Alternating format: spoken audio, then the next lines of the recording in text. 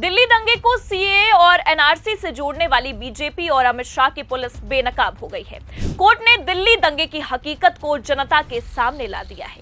Court ने एक दो नहीं बल्कि एक साथ 11 मुस्लिमों को बरी करते हुए बड़ा फैसला सुनाया है। इससे एक ओर जहां अपने सूट बूट वाले पीएम साहिब की पार्टी बेनकाब हुई है, तो वहीं दूसरी ओर ये भी साफ हो गया है कि दंगों के पीछे कौन बड़ी साजिश कर रहा था। कैसे दंगे की साजिश की गई, पूरी उसकी कलई खुलकर सामने आ गई है और शाह की पुलिस बेनकाब हुई है। ये सब कुछ हम आपको अपनी इस रिपोर्ट में बताएंगे। साथ ही इस पर भी चर्चा करेंगे कि 11 मुस्लिम कौन हैं जिन पर शाह की पुलिस ने जबरन मुकदमा दर्ज कराया था। नमस्कार, मैं हूं आपके साथ प्रगति ठाकुर और आप देखना शुरू कर चुके हैं 4PM न्यूज नेटवर्क।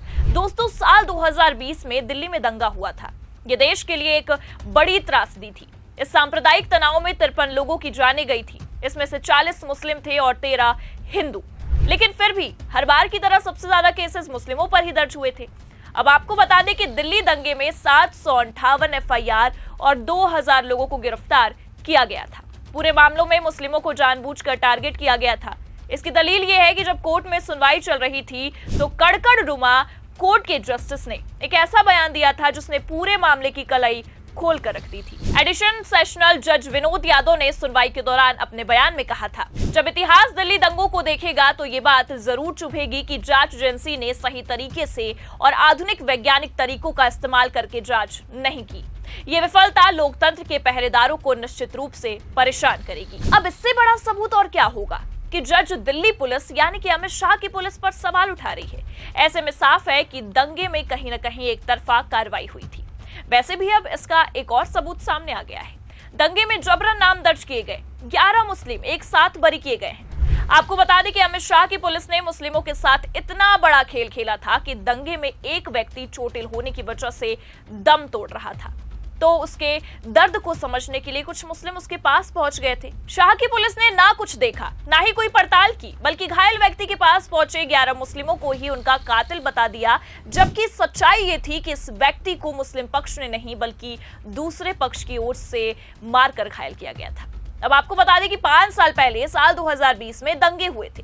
सीएए को लेकर उस समय राजधानी में विरोध प्रदर्शन किया जा रहा था। इसी बीच सीएए के समर्थन और विरोध में इकट्ठा हुए लोगों के बीच आपस में ही झड़प हुई। इन दंगों के दौरान एक ऑटो चालक की हत्या हो गई थी। ऑटो चालक की हत्या के आरोप में इकबाल रिजवान समेत 11 आरोपियों को गिरफ्तार किया गया था। हालांकि अब इन 11 आरोपियों को बरी कर दिया गया है। वहीं दूसरी तरफ संदीप, राहुल समेत 8 और लोगों को आरोपी बनाया गया है। अब अदालत ने फरवरी 2020 के दंगों के दौरान ऑटो चालक बब्बू की हत्या के आरोप में गिरफ्तार 11 लोगों को बरी कर दिया है। अदालत ने आरोपियों को यह कहते हुए बरी कर दिया था कि अपराध में उनकी कोई भूमिका नहीं थी और असल में वो पीड़ित व्यक्ति के लिए सहानुभूति रखते थे। वो पीड़ित व्यक्ति के हमदर्द थे। अतिरिक्त सत्र जज पुलसत्य प्रमाचला ने 18 मार्च को पारित आदेश में गवाहों के बयानों और घटना के वीडियो के आधार पर यह टिप्पणी की। जस्टिस प्रमाचला ने कहा, गवाहों के बयान और घटना के वीडियो से पता चलता है कि ऑटो चालक बब्बू की पिटाई में मुस्लिम समुदाय के लोगों की भीड़ का कोई रोल ही नहीं था, जबकि वो पीड़ित के लिए सहानुभूति रखते थे। जहां कोर्ट ने एक तरफ 11 आरोपियों को इस केस में बरी कर दिया है, वहीं दूसरी तरफ कोर्ट ने दूसरे समुदाय के 8 लोगों के खिलाफ मर्डर और अन्य अपराधों के आरोप तय करने का आदेश दिया है। अब आपको बता दें कि सुनवाई के दौरान जस्टिस प्रमाचला ने कहा है कि दूसरे समुदाय के इन 8 आरोपियों ने ऑटो चालक पर हमला किया है और उसे घायल अवस्था में सड़क पर छोड़ दिया है, जिसके बाद प्रतिद्वंदी समुदाय के सदस्य, जिसमें छुट्टी पा चुके लोग भी शामिल थे, उस लड़के के पास आए और उसे मौके से उठाकर फौरन ले गए। समुदाय ने कहा कि ऑटो चालक बब्बू पर सांप्रदायिक सद्भाव को नुकसान पहुंचाने के चलते हमला किया गया। जस्टिस प्रमाचला ने कहा, इसलिए किसी भी तरह से ये कल्पना नहीं की जा सकती है कि पीड़ित बब्बू पर हमला करना मुस्लिम समुदाय के लोगों की भीड़ का इरादा था। अब आपको बता दें कि ऑटो चालक बब्बू 25 फरवरी 2020 को उत्तर पूर्वी दिल्ली के खजूरी चौक इलाके में पथराव के दौरान गंभीर रूप से घायल हो गया था और बाद में उसकी मृत्यु हो गई थी। अदालत ने जिन लोगों को बब्बू की हत्या के आरोप से बरी कर दिया है, उनमें रिजवान, इसरार, तैयब, इकबाल, जुबैर, मारूफ, शमीम, आदिल, शहाबुद्दीन, फरमान और इमरान शामिल हैं। जबकि वहीं इसी मामले में कोर्ट ने अब जिन 8 लोगों के खिलाफ हत्या और बाकी अपराध को लेकर आरोप तय करने का आदेश दिया है, उसमें राहुल, संदीप, हरजीत सिंह, कुलदीप, भारत भूषण, धर्मेंद्र, सचिन गुप्ता और सचिन रस्तोगी शामिल हैं।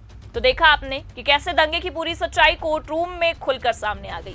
एक और जहां अमित शाह की पुलिस ने उन्हीं लोगों को मुजरिम बना दिया जो रिक्शा चालक वालों को बचाने गए थे, और उन लोगों को क्लीन चिट दे दिया जो लोग असल में मुजरिम थे। कोर्ट ने पूरे मामले की सच्चाई की पड़ताल की है, वीडियो देखा और ये साबित हुआ कि असल मुजरिम दूसरे थे, जिनको शाह की पुलिस ने बचाने की कोशिश की। अब आपको बता दें कि ये दिल्ली दंगों की केस हिस्ट्री में पहली बार नहीं हुआ है, बल्कि ये कई बार इस तरह की बातें सामने आती है कि पुलिस ने पूरे दंगे में बड़ी चूक की है और जानबूझकर मुस्लिम को फंसाने की कोशिश की है। आपको बता दें कि दंगे में सबसे ज्यादा नुकसान भी मुस्लिम समुदाय का ही हुआ था, लेकिन हर बार की तरह हर ओर से मुस्लिमों पर ही कार्रवाई हुई थी। यही वजह थी कि एडिशन जज ने यह कहा था कि पुलिस की कार्यशैली पूरे मामले में संदिग्ध है। आपका इस पूरे मामले पर क्या मानना है? क्या दिल्ली दंगों में अमित शाह की पुलिस ने जानबूझकर मुस्लिमों को निशाना बनाया? कैसे ऑटो चालक की हत्या के मामले में बचाने वालों को ही मारने वाला बता दिया? क्या ये सब कुछ दिल्ली पुलिस ने जानबूझकर किया? क्या पुलिस एडिशनल जज विनोद यादव की पुलिस की भूमिका ही संदिग्ध है? कितना सही है? आप अपनी राय कमेंट करके जरूर बताइए। खबर कैसी लगी लाइक और शेयर जरूर करें। चैनल पर नए हैं तो सब्सक्राइब और ज्वाइन करना भी ना भूलें। देखते रहिए 4PM न्यूज नेटवर्क। नमस्कार।